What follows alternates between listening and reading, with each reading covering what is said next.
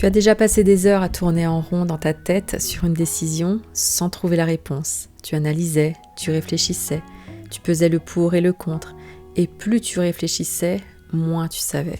Et puis tu as appelé une amie, ou tu as parlé à quelqu'un au hasard. Et en expliquant la situation, en t'entendant parler, la réponse est apparue. Clairement, naturellement, comme si elle avait toujours été là. Ton amie a presque rien dit, elle t'avait juste écouté, et pourtant, tu savais.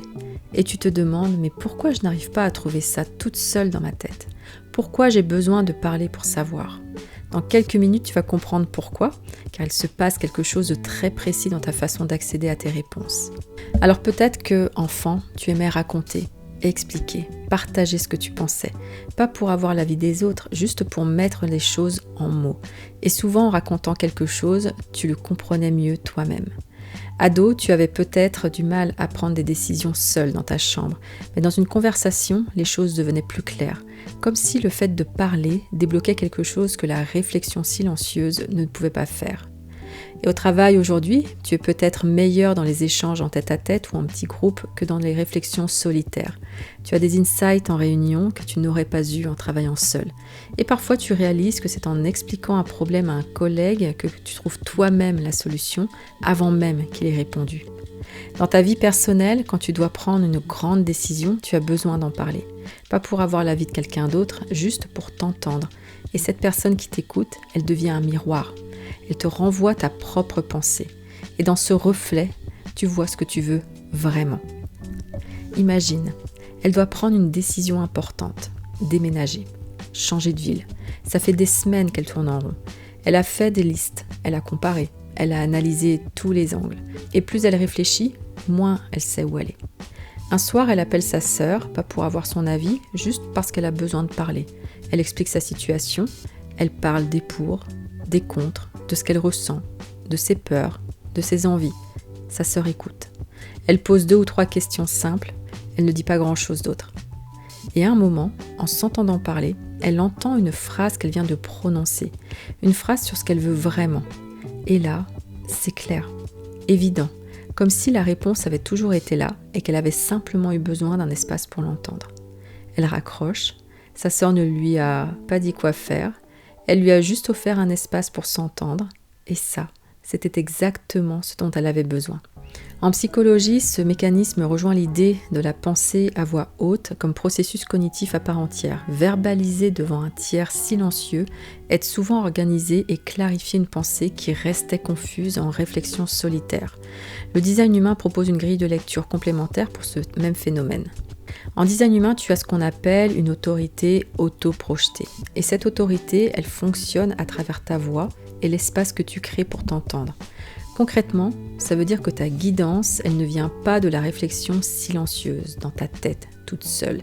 Elle vient quand tu parles, quand tu mets tes pensées en mots à voix haute, quand tu t'entends expliquer quelque chose et que, dans ce que tu entends, la réponse apparaît.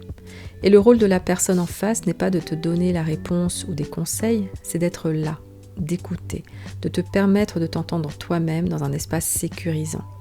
Ton piège, c'est de chercher ta clarté dans ta tête, seul, de réfléchir, d'analyser, de tourner en rond, alors que ta clarté, ta vérité, elle n'arrive jamais comme ça. Elle arrive quand tu parles à quelqu'un de confiance, et tu as peut-être parfois confondu l'avis des autres avec ta propre réponse, alors que c'est toujours la tienne qui compte. La phrase qui change tout pour les personnes avec une autorité auto-projetée est celle-ci. Tu n'as pas besoin qu'on te dise quoi faire. Tu as besoin d'un espace pour t'entendre. Et dès que tu comprends ça, quelque chose se libère. Tu arrêtes de passer des heures à réfléchir seul en espérant que la réponse arrive. Tu cherches un espace pour parler.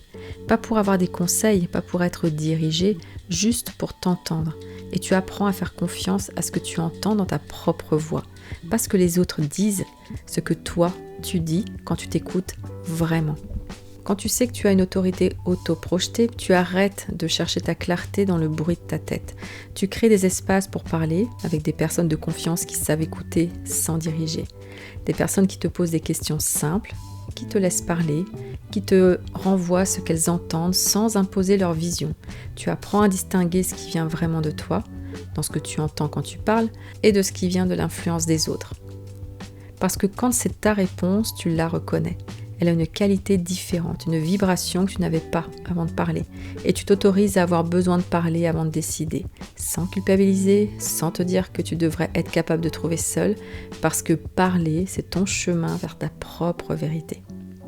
Et si tu accompagnes déjà des personnes en coaching, thérapie ou dans toute autre forme d'accompagnement, reconnaître une autorité autoprojetée en face de toi, ça change ta lecture.